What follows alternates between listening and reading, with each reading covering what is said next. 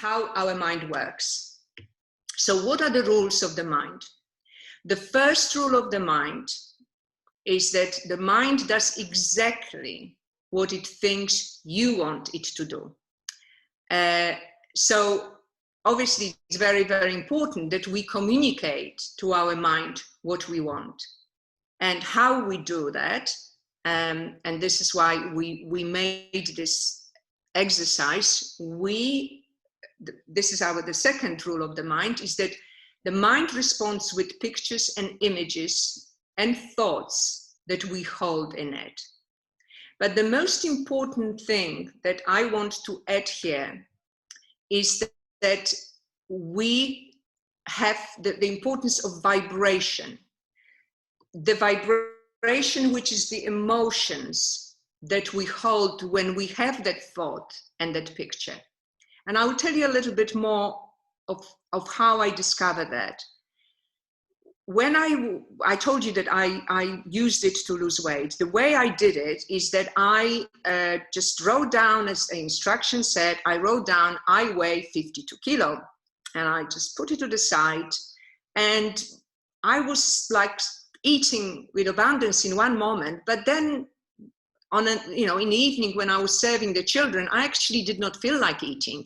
And it was like somebody was driving the show for me with my eating habits. But why 52? And this is where the desire comes.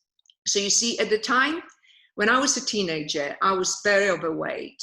And my older than me sister was a princess, very slim, very gorgeous. I was the hippie, overweight. I had no boyfriend. And, in Poland, where I grew up, by the time if you're 18 and you have no boyfriend, you are just like put on the shelf, unlovable spinster, your life is finished. So I really felt very low, to say the least, about myself. And my sister at the time was slim, she was married, and she was like a shiny princess. And I remember I had an evening with her friend, and for whatever reason, they decided that we will weigh ourselves. And they weighed exactly 52 kilo. And of course, I weighed much more. And I remember in that moment how much I wanted to weigh 52 kilo. I had all my desire. I vibrated with, wow, I would feel on the top of the hill. And this is why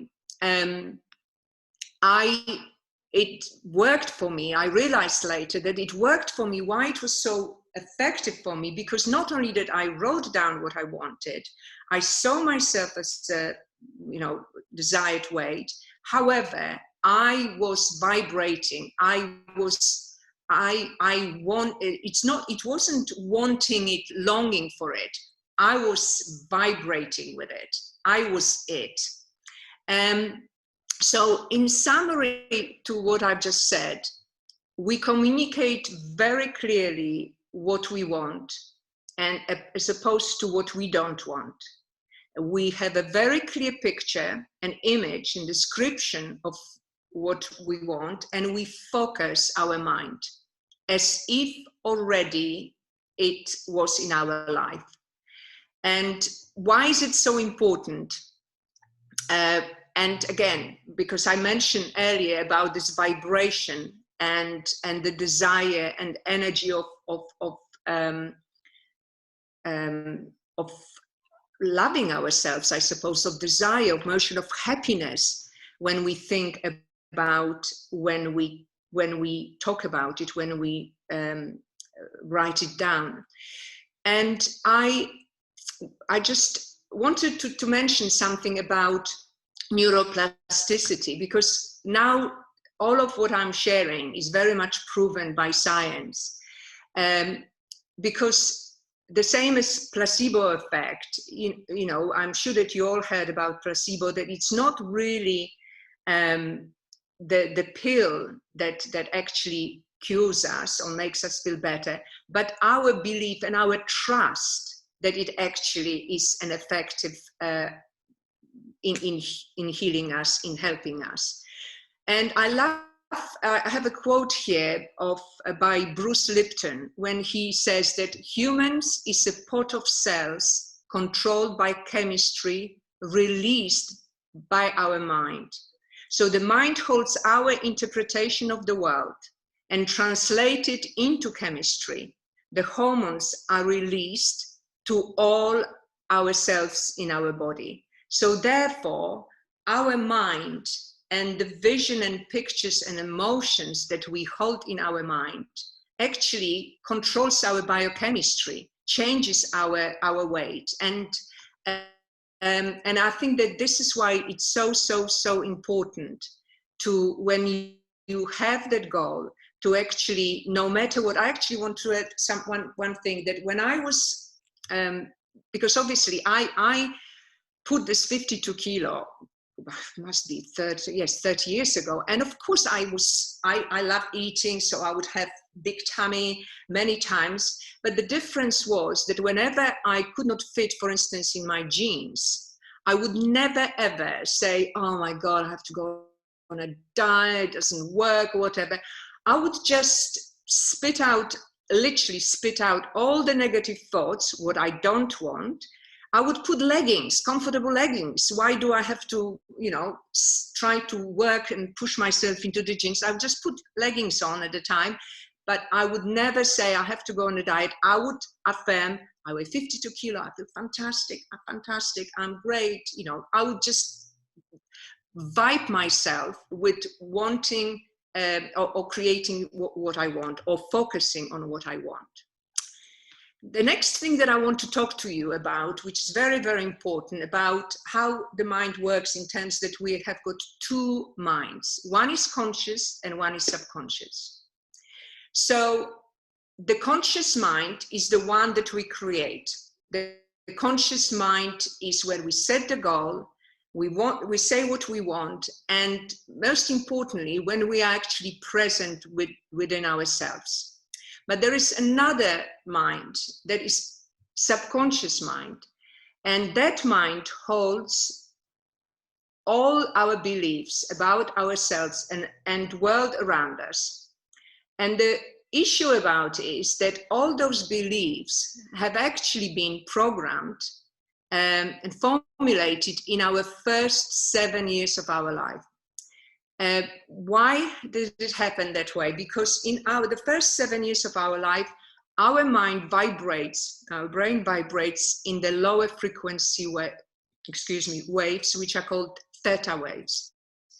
And when we are asleep, we vibrate with those waves. And what is important about those waves, that when we vibrate in those waves, we are extremely suggestible. So really, in effect, we downloaded, when up to the age of 7, we downloaded other people's behavior, because we learned in the form of copying other people, and our parents, our environment, our friends, our teachers. And we don't, up to 7, we don't have any sense of validation, whether it's true or not. So if we are told that we are fat or ugly or stupid or not good enough or whatever it might be, then we just accept it, that's what it is. But most of the time we also copy our parents' behavior very subconsciously. So therefore we then grow with the habits that actually, negative most of the time habits, that actually our parents carried for us. So we learn who we are now based on what was done and said about us in our childhood. So the sad as it is, the first 7 years of our life really form the beliefs that now run our adulthood life. And how it is done is that our mind is like a computer, powerful computer. It just stores and processes the thoughts and beliefs depending on what we focus on. But the most important factor is again, which mind we use at the time. So again, if we are in our conscious, we are the observers of who we are, of our behavior, of our thoughts. We are connected to ourselves. We are connected to our body. We are present. And this is why mindfulness, well, I like to use Eckhart Tolle's description of it, that we are mind, thoughtless. Mind is less of the thoughts and not full of the thoughts. But the idea is that we are present with what is now.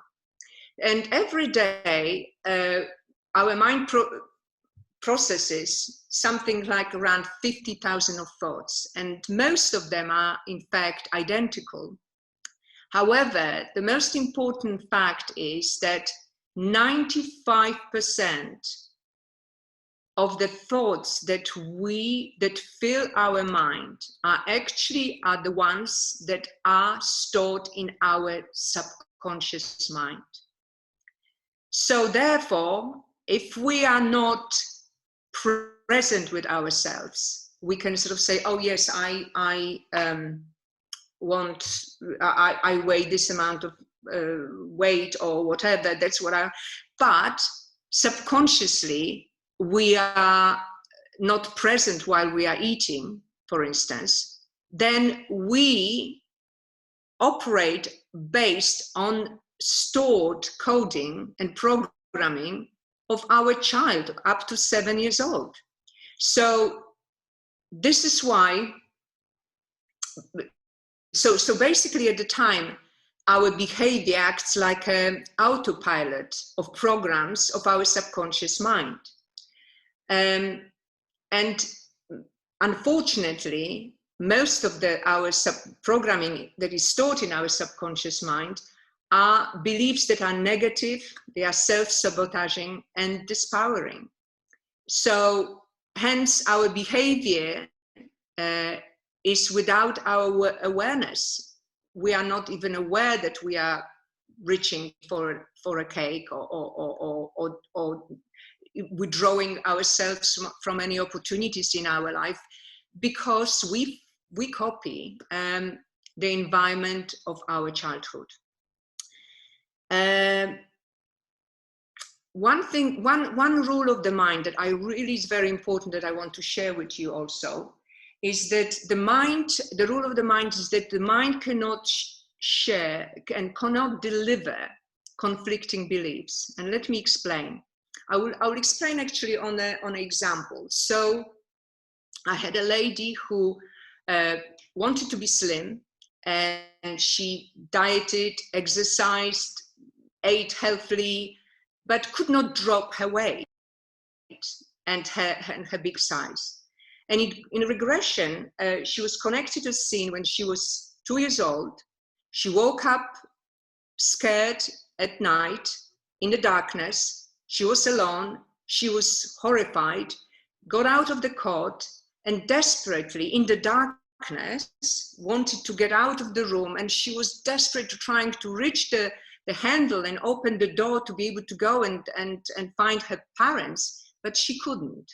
So the belief that she then accepted for herself is that it is not safe, or that I'm not powerful, or rather I'm powerless being small. Then she's abused by or dispowered by the man much bigger than her in size.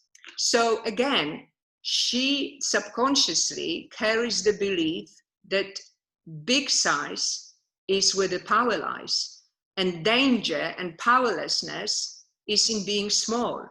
So therefore, although she was dieting and doing everything in order to lose weight, her mind was sort of saying, no. We need to keep you safe and in power, so let's keep you big. And I mean, there are endless examples. Like, for instance, you want to be successful, but you fear humiliation. And I mean, it actually happened to me. I produced a big picture at school, and I raised my hand and I wanted to share it. And my teacher actually humiliated, remarking on my outfit, and that feeling that of absolute just disappearance that came for me really haunted me for very, very, very long time. I mean, with money, you know, you want to be rich, but at the same time, you see all rich people as crooks, or the money being, evil. So it's very, very important, and this is where the deep therapy comes into equation of proper transformation of our life, and changing and reprogram and deleting our old programming, because we really need to go into hypnosis to be able to become aware of them.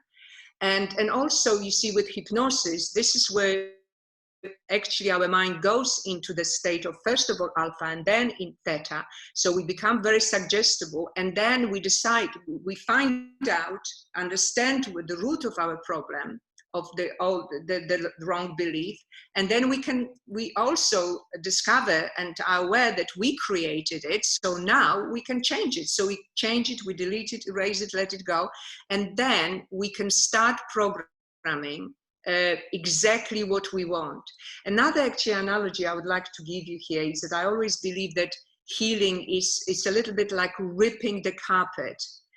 Because I believe that most of our life we keep under the carpet all the shit and all the kind of dirt and everything, and then spend most of our life managing that nobody finds out about it. So we put aromatherapy, we kind of hover around it, whatever we do, but all our energy is really focusing, I don't want anybody to see how worthless, how, what shit I carry in my, I call it in my basement, which is the subconscious mind. So I think that it gave you enough clarity about how the mind works, and therefore will give you clarity how to apply your life and to be able to be in control of it.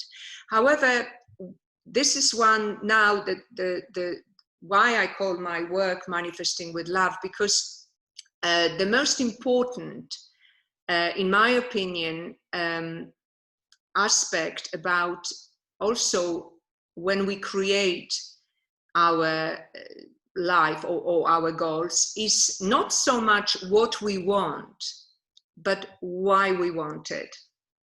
And you see, my belief is that we are in this world, but not of it. I believe that we came from the source of divine love.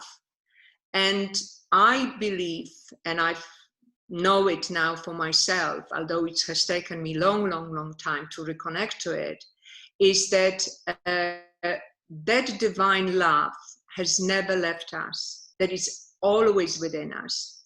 But you see, as a child, so you come with this beautiful divine love, but then you come out into this environment where there is traumas in the family, where you are rejected, where you are unloved, and what you learn is that you have to survive, because also the most important thing as a child is how to survive in life.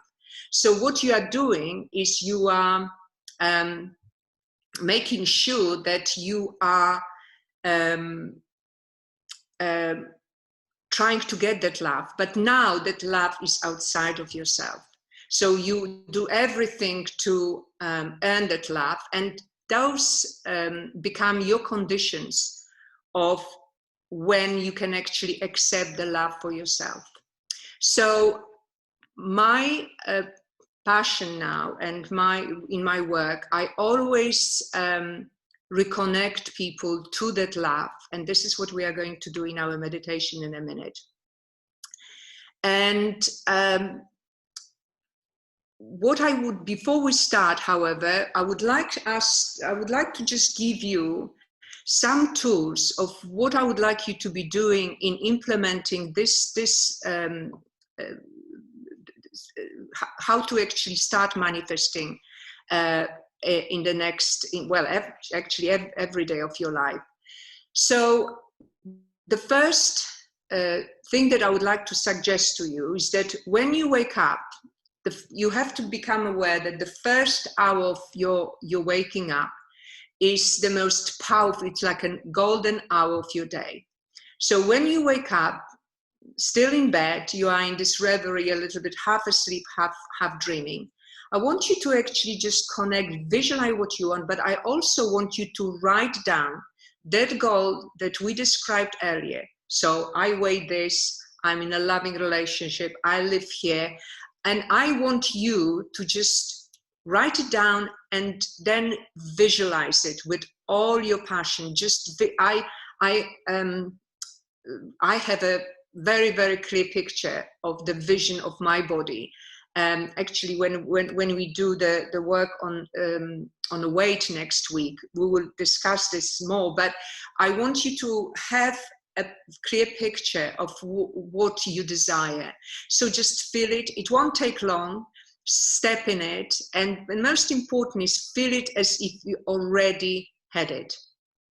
I also like to start my day with the mantra, because it's very, very important to have the intention for the day. And a very, very quick mantra that I have is that I say that I will look only for what feels good. Very simple. I'm not going to be focusing on looking for things that do not make me feel good. I will I look only for what feels good to me. And one thing that I also, I will talk more about it in our future workshops, but very important is to have a vision board.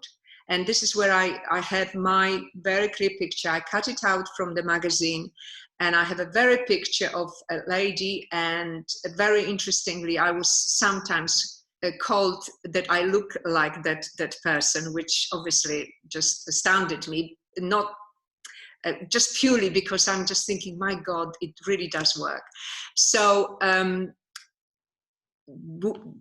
if you know what I'm talking about, a vision board, do it, create it, because I want you to constantly have that vision manifesting yourself in front of you. I want you to connect to it. And I don't want you to be longing for it. I want, when you look at it, I want you to say, yes, oh.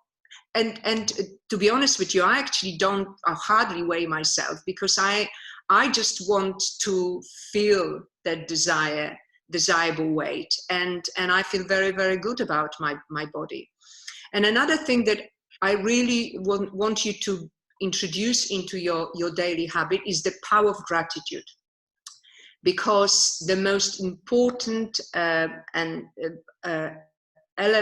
that you can use to reconnect to the power of love is being grateful for what we've got. And just whenever I feel really bad and frustrated and angry, I just stop, and I very often with gritted teeth, and I sort of say, okay, so what am I grateful for? And I list 5 things. And by the time I list 5 things, and you can always find things you are grateful for, I feel like in heaven.